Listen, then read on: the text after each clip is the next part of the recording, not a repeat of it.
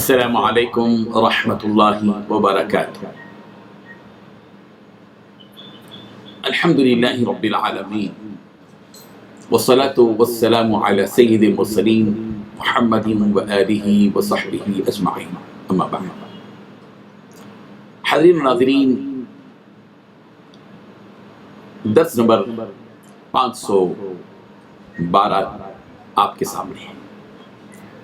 سورہ مائدہ کی آیت نمبر 114 اور 115 کی تفسیر آپ کے سامنے کی جائے گی۔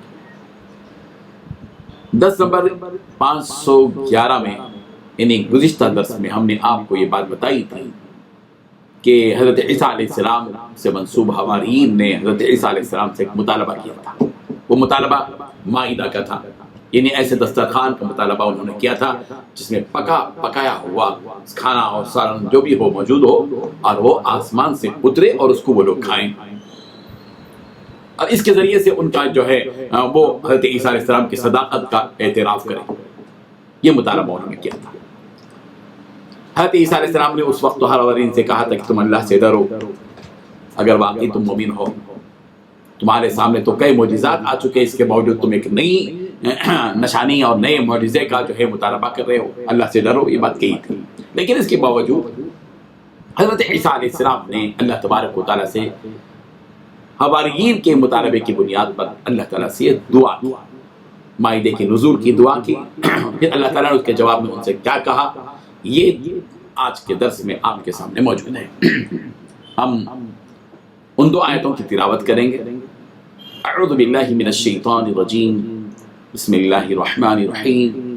قال عیسی ابن مریم اللہم ربنا انزل علینا مائدة من السماء تكون لنا عيدا لأولنا وآخرنا وآية منك وارزقنا وأنت خير الرازقين قال الله إني منزلها عليكم فمن يكفر بعد منكم فإني أعذبه عذابا لا أعذبه أحدا من العالمين۔ صدق اللہ العظیم۔ لفظی ترجمہ دیکھیے، قال کہا عیسیٰ ابن مریم، عیسیٰ ابن مریم نے، اللہم اے اللہ، ربنا اے ہمارے رب، انزل نازل فرما، علینا ہمارے اوپر، مائدتن دسترخوان، من السماء آسمان سے، تکونو کہ وہ بن جائے، لنا ہمارے لیے، عیدن عید، لأولینا ہمارے پہلوں کے لیے بھی، وآخرنا اور ہمارے بعد والوں کے لیے بھی، وآیتن اور نشانی ہو من کا تیری طرف سے، ورزقنا اور ہمیں رزق دے، وانتا اور تو خیر الرازقین بہترین رزق دینے والا ہے۔ قال اللہ، اللہ نے کہا، انی بے شک میں منزلها وہ نازل کروں گا، علیکم تم پر، فمن پھر جو شخص یکفر کفر کرے گا، بعدو اس کے بعد، منکم تم میں سے، فإنی تو ضرور میں، اعذبہ عذاب دوں گا اس کو، عذابا ایسا عذاب، لا اعذبہ کہ ایسا عذاب میں نہیں دیا ہوا ہوں، احدا کسی اور کو، من العالمین جہانوں میں سے۔ ترجمہ یوں ہے، تب حضرت عیسیٰ ابن مریم نے دعا کی کہ اے ہمارے پروردگار، ہم پر آسمان سے خوان نازل فرما کہ ہمارے لیے وہ دن عید قرار پائے، یعنی ہمارے اگلوں اور پچھلوں سب کے لیے، اور وہ تیری طرف سے نشانی ہو، اور ہمیں رزق دے، اور تو بہترین رزق دینے والا ہے۔ اللہ تعالیٰ نے فرمایا، میں تم پر ضرور خوان نازل فرماؤں گا، مگر جو اس کے بعد تم میں سے کفر کرے گا، اسے ایسا عذاب دوں گا کہ اہل عالم میں کسی کو ایسا عذاب نہ دوں گا۔ بزرگان محترم، ان دو آیتوں میں تین باتیں بتائی گئی ہیں۔ پہلی بات، حضرت عیسیٰ علیہ السلام نے اللہ تعالیٰ سے درخواست کی کہ اے اللہ، ہم پر آسمان سے ایک دسترخوان اتار دیجیے جو ہمارے لیے اور ہمارے اگلوں اور پچھلوں کے لیے ایک خوشی کا موقع بن جائے، اور آپ کی طرف سے نشانی بھی ہو جائے، اور ہمیں یہ نعمت عطا فرمائیے، اور آپ سب سے بہتر نعمت عطا فرمانے والے ہیں۔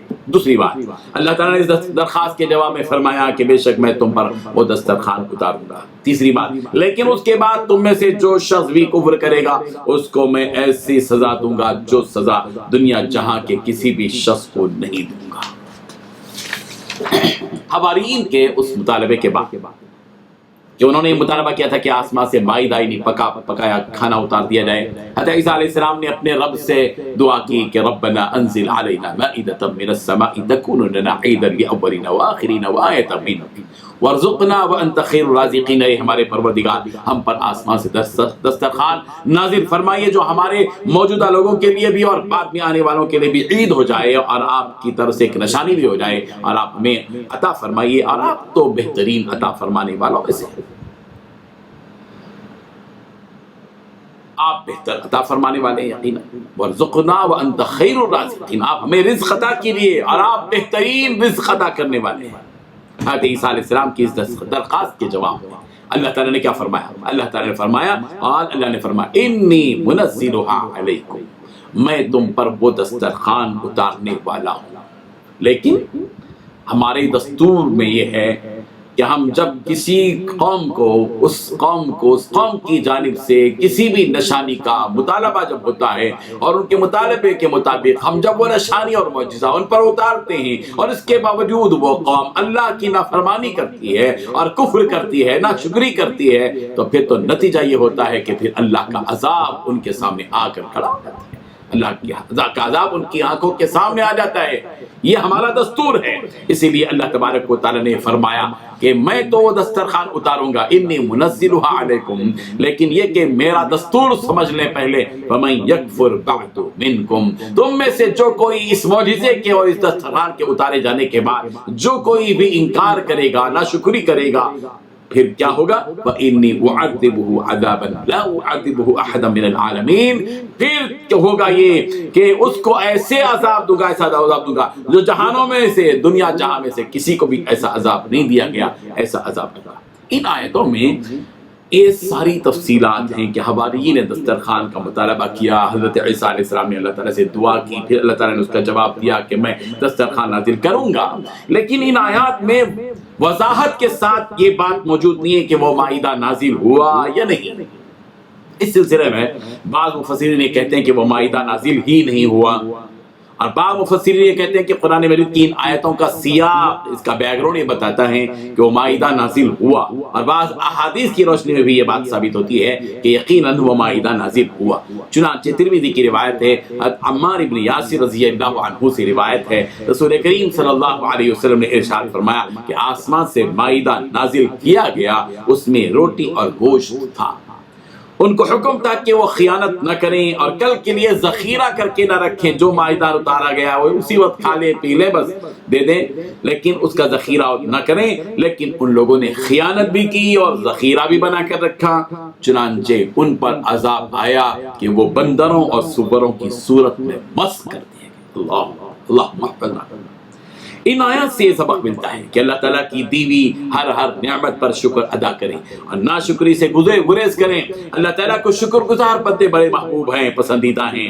اللہ تبارک و تعالیٰ نے یہ بات بتائی کہ لئن شکرتم لأزیدنکم، تم اگر شکر ادا کرو گے تو میں نعمتوں میں اضافہ کروں گا.